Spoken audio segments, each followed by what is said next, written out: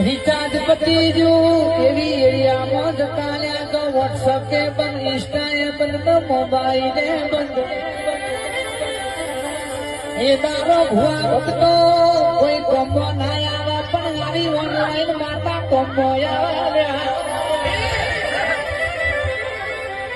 ઘેર ઘેર વાઘ પડ્યા છે પણ ચો વાઘ પાક એમની વાઘ નહીં પાકતા. કોની પૂરી ખાય કોઈ વાઘ ના પાકી જાય. શિવાજી એમનતા બાજા એમનો માતાજી જેવો કલડો ગાતો હતો.